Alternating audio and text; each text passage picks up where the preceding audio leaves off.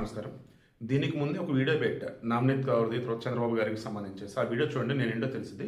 ఇక ఇప్పుడు ఉన్నావ్ కేసు సంబంధించి నేను ఇచ్చిన డీటెయిల్స్ ఏవైతే ఉన్నాయో, ఇవ్వబోతున్న డీటెయిల్స్ ఏవైతే ఉన్నాయో, అవన్నీ క్రాస్ చెక్ చేసిన తర్వాత మీకు అనిపించింది. మీరు ఎవరైనా సరే, ఏ పార్టీ అయినా సరే, ఏ మతమైనా సరే, ఆ ఢిల్లీ హైకోర్టు జడ్జిలు I think Subramanyam Prasad and Harish Vaidyanathan subject correction వీళ్ళు నాకు తెలిసింది విసర్భ ధర్మాసనం.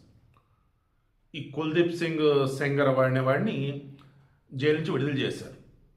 కొన్ని షరతులతో బెయిల్ 15 లక్షలు వచ్చేసి వాడు బాండ్ సబ్మిట్ చేయడం, తర్వాత 3 పూచీకత్తులు.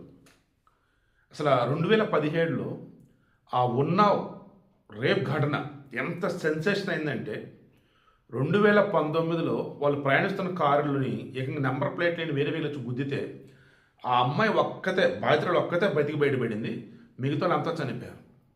జైలులో వాళ్ళ నాన్న దగ్గర అక్రమ ఆయుధాలు కలిగి ఉన్నాయని చెప్పేసి దొంకేసి పెట్టి లోపలేసి దారుణం కొట్టి చంపారు, జైల్లో చంపారు. అంటే ఓ రకంగా దాన్ని ఏమంటారు, మర్డర్. అది ఏ రకం మర్డర్? పోలీసులు చేసిన మర్డర్ అది. బట్ దాని వెనక మళ్ళీ పొలిటిషన్స్ ఉన్నారు. అలా 2019 తర్వాత సుప్రీంకోర్టు దాకా వెళ్తే ఇక వాళ్ళు తీసుకొచ్చేసి దానిని ఢిల్లీ కోర్టుకి ఇవ్వమన్నారు. అప్పుడు ఢిల్లీలో లోయర్ కోర్టు వచ్చేసి మొత్తం చూసి తీర్పు ఇచ్చింది. 2019 డిసెంబర్లో తీర్పు. ఇది 2025 డిసెంబర్ 23 వాడిని ఏకంగా చక్కగా రిలీజ్ చేశారు. అదేమంటే వాడు జైల్లో ఉన్నాడు 7 సంవత్సరాలు 5 నెలలు. 2018లోనో 19లో ఇప్పుడు అరెస్ట్ చేసి జైల్లో వేశారు. సో చాలా సింపుల్గానే చెప్తా. ఈ కేసు సంబంధించి నేను జడ్జిలు మనుషులు కాదన్నానా అనలేదా? మనుషులైతే కాదు పాపం, మహిమాన్వితులు ఆ జడ్జిలు ఎవరో కానీ. ఎందుకంటే జడ్జిలు మనం తప్పుగా ఏమనకూడదు. నిజమే, ఎవరికి తెలియనిది వాళ్ళకేదో తెలిసి ఉండేది, అందుకే వాడిని బెయిల్ మీద బయటికి పంపారు. ఆ అమ్మాయి వాళ్ళ పేరెంట్స్, వాళ్ళ నాన్న లేడు, కార్ యాక్సిడెంట్ అని చూసారు 2019లో. అందులో ఆ అమ్మాయి అత్త, పిన్ని, ఆ అమ్మాయి తన వాదిస్తున్న లాయర్ ముగ్గురు చనిపోయారు. ఆ అమ్మాయి ఆ సమయంలో 6 నెలల పాటు ఆల్మోస్ట్ బెడ్ రెస్ట్. ఆ అమ్మాయి దగ్గరికి వాంగ్మూలం కోసం జిల్లా జడ్జి వచ్చాడు తెలుసా. ఆ అమ్మాయి 2017 జూన్లో ఉద్యోగం ఏదో అంటేను వీడి దగ్గరికి వెళ్ళింది. ఉన్నావు కుల్దీప్ సింగ్ సెంగర్, వాడు అప్పటికి నాకు తెలిసి బీజేపీ ఎమ్మెల్యే. దెన్ ఆ అమ్మాయిని, అప్పుడు ఆ అమ్మాయి వయసు 17 సంవత్సరాలు, నిర్బంధించి రేప్ చేశారు. వాస్తవానికి కుల్దీప్ సింగ్ బ్యాచ్ అలా నన్ను రేప్ చేస్తే మ్యాక్సిమం ఆనవాళ్ళు దొరకకుండా చంపేస్తారంట. బట్ ఈ అమ్మాయిని రేప్ చేసి చంపలేదు, గ్యాంగ్ రేప్ కూడా చేశారు. ఎట్టకేళ్ళకి ఎలాగో తప్పించుకొని వచ్చింది. ఇక ఆ తర్వాత పోలీస్ స్టేషన్కి ఆ అమ్మాయి వాళ్ళ నాన్న వాళ్ళు వెళ్ళి కేసు పెట్టారు. ఇక అప్పటి నుంచి వాళ్ళు వేధించడం చేశారు. బట్ ఆయన అసలు వెనక తగ్గలేదు. ఫైనల్లీ ఇక లోయర్ కోర్టుకి ఇవ్వటం. అప్పుడు చిన్నపిల్ల కదా, protection of children from sexual offences ఆ కేసు పెట్టారు. మొత్తానికి 2019లో జడ్జిమెంట్ వచ్చింది. అప్పటికి ఈ అమ్మాయి నాన్న చంపేశారు. ఈ అమ్మాయిని చంపుదామని చూస్తే వచ్చేసేటప్పటికి అక్కడ ఈ అమ్మాయి బతికేసింది. ఇలా చూస్తున్నప్పుడు మొత్తం వాడి 2 కేసులు వాడికి తీర్పులు ఇచ్చారు. ఒకటి జ్యుడిషియల్ కస్టడీలో ఉన్నటువంటి ఈ అమ్మాయి తోటి చనిపోవడం కారణం ఏంటని చెప్పేసి 10 సంవత్సరాల జైలు శిక్ష. అండ్ ఈ అమ్మాయిని మైనర్ కదా, చిన్నపిల్లని ఘోరాధిపరంగా రేప్ చేయని చెప్పేసి వాడికి మరికొంతమందికి జీవిత ఖైదు విధించారు. దీనిలో భాగంగా జైల్లో ఉన్నాడు 7 సంవత్సరాలు 5 నెలలు బట్టి జైల్లో ఉన్నాడు. మొన్న ఢిల్లీ హైకోర్టుకి అప్లై చేసుకున్నాడు. ఇన్నాళ్ళు బట్టి నేను జైల్లో ఉన్నా, నన్ను వదిలిపెట్టండి. ఇక్కడ వీడి తరఫు వాదిస్తున్న లాయర్ ఒక పాయింట్ హైలైట్ చేశాడు. పబ్లిక్ సర్వెంట్ అన్నట్టుగా లోయర్ కోర్టు ఇతను కన్సల్ట్ చేసింది. But he is not public servant. Public servant అన్నప్పుడు ఎవరు? గవర్నమెంట్ ఉద్యోగులు అన్నట్టు. బట్ ఇతనేంటి, ప్రజల చేత ఎన్నుకోబడ్డ ప్రజానాయకుడు, ఎమ్మెల్యే. ఇతను పబ్లిక్ సర్వెంట్ కాడు, పొలిటీషియన్. సో పబ్లిక్ సర్వెంట్ కింద అప్లై అయ్యే విధంగా ఇక్కడ కేసులు అప్లై చేసి అతను శిక్ష విధించారు కదా, అది కరెక్ట్ కాదు.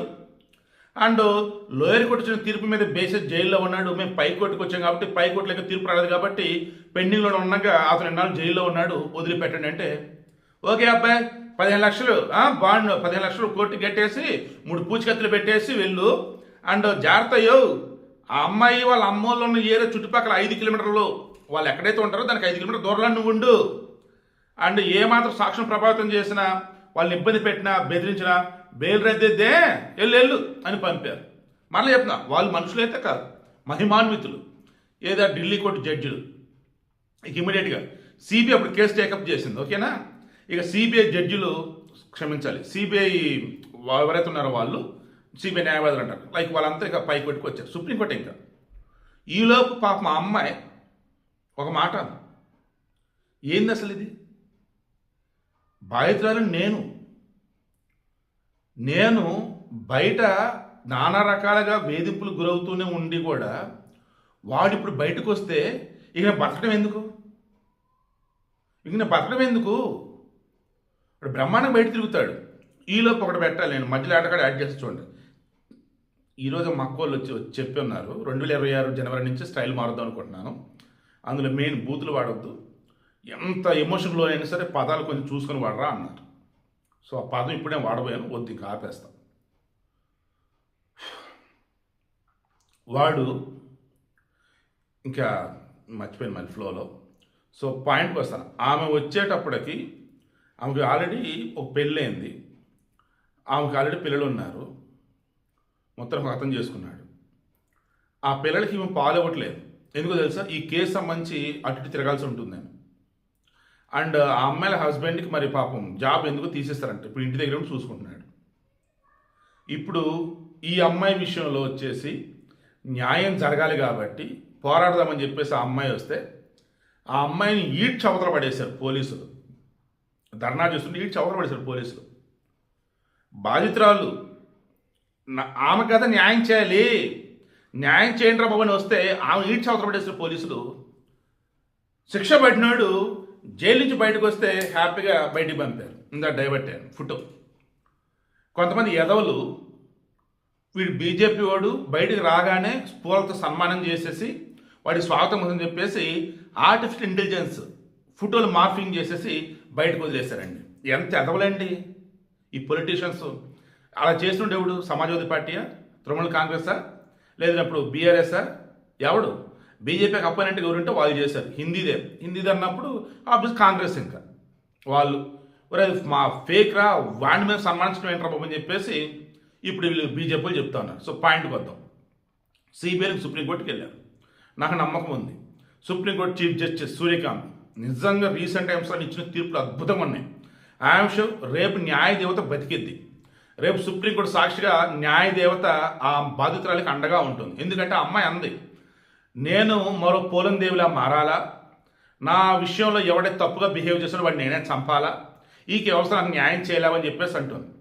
తల్లి, నువ్వు పోలన్ దేవులా మారాల్సిన అవసరం లేదమ్మా, రేపు న్యాయదేవత బతికిద్ది, నీకు న్యాయాన్ని అందించిద్ది, మరలా ఆ యదవ జైలుకి వెళ్ళటం ఖాయం, నువ్వు ధైర్యం ఉండమ్మా. నాకు సుప్రీంకోర్టు ప్రధాన న్యాయమూర్తి మీద అండ్ ఇంకెద్దరు మొత్తం 3 సభ్యులు ధర్మాసనం, 3 సభ్య ధర్మాసనం రేపే తీర్పు ఉంది. ఖచ్చితంగా వాడి లోపలైతే వేస్తారు. మీకు బాగా గుర్తుంటే బిల్కిస్ బానోనా గుజరాత్, ఆమె విషయంలో కూడా వాళ్ళు బయటకు వస్తే సంబరాలు చేసుకున్నారు. యాదవులు అనకూడదు కానీ నాకు తెలిసి ఆ తర్వాత రద్దీ మళ్ళీ జైలుకి వెళ్ళి ఉంటున్నారు బ్యాచ్ అంతా.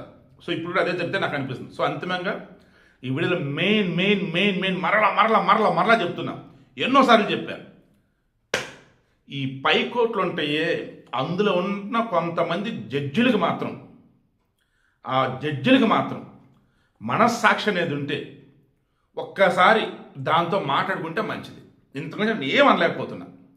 అసలు దేనికి బెయిల్ ఇస్తారో, దేనికి కేసులు రద్దు చేస్తారో అసలు ఊహకు అందడం నాకైతే. అసలు ఈ అమ్మాయి విషయంలో ఇంత ఘోరంగా చేస్తే గతంలో ఎంతోమందిని ఎలాగే చేసి చంపితే ప్రూఫ్లు లేవు, ఇక్కడ ఎక్కడ ప్రూఫ్లు దొరికితే ఈ అమ్మాయి తండ్రిని జైల్లో చంపేసి ఈ అమ్మాయి వెళ్తున్న కారులో ఉన్నటువంటి వాళ్ళు చంపడానికి ట్రై చేసి 3 చంపి ఈ అమ్మాయి బతికి కోమాలో ఉండి ఆసుపత్రిలో ఉండి చివరికి లోయర్ కోర్టు తీర్పులు ఇస్తే నేను జైలు ఎన్నాళ్ళు ఉన్నాను, ఇక నన్ను వదిలేండి అని చెప్పేసి పైకోర్టుకి వెళ్ళి వాళ్ళు వదిలేస్తే హ్యాపీగా వెళ్తావా? దరిద్రం ఏంటంటే ఈ అమ్మాయిని చంపడానికి 2019 ట్రై చేసి చూశారు, నంబర్ ప్లేట్ లేని వెహికల్తో గుద్ది, దానిలో వీడు నిర్దోషిగా బయటపడ్డాడు. అంటే నిర్దోషుడు ఏమనాలబ్బా, అంతే నిర్దోషి, వీడు తప్పేం లేదని చెప్పేసి అన్నారు. బట్ వాళ్ళ నాన్న చంపిన దానికి అండ్ ఈ అమ్మ మీద రేప్ అటెంప్ట్ చేసిన రేప్ చేసేసాడు, దానికి సంబంధించి మాత్రం శిక్ష పడింది యావజ్జీవం. ఇప్పుడు మళ్ళీ బయటకు వస్తున్నాడు. ఎందుకంటే లోయర్ కోర్టు అది పై కోర్టుకి అప్పీల్ చేసుకున్నాం, కేసు పెండింగ్లో ఉంది, బెయిల్ ఇచ్చేసి కండిషన్ బెయిల్. ఆ కండిషన్ కూడా ఎంత వచ్చేది, బూతులు వచ్చేది, ఆపుకున్నా సరే ఆపలేకపోతున్నాం. ఆ బెయిల్ కండిషన్ ఎంత వరస్ట్గా ఉంటాయంటే ఏం జడ్జిలరా బాబు అనిపిస్తుంటుంది, ఏం వ్యవస్థ బాబు అని అనిపిస్తూ ఉంటుంది అండి. ఈ కేసు సంబంధించి నేను 2 గంటలు స్టడీ చేస్తూనే కూర్చున్నప్పుడు మధ్యలో అసలు ఎంతంత కోపం వచ్చిందంటే ఏం చేయాలి, ఒక జర్నలిస్ట్గా ఒక న్యూస్ ఇవ్వటం తప్ప మిమ్మల్ని ఒక అవేర్నెస్ క్రియేట్ చేయడం తప్ప ఇక అంతమించి మనం చేయగలిగింది లేదు. బట్ నేను చేయాల్సింది నా వేలు నేను చేస్తూనే ఉంటా. బట్ అది నేను చేస్తున్న విషయం తెలీదు. బట్ అలా చాలా చేస్తున్నాను కాబట్టి ఈ విషయంలో కూడా ఎక్కడో ఢిల్లీదైనా ఎక్కడో ఉన్నవదైనా కానీ నా ఎఫర్ట్స్ నేను పెడతాను. ఖచ్చితంగా రేపు న్యాయ దేవత ఈ అమ్మాయికి న్యాయం చేద్దని నమ్మకం నాకైతే ఉంది.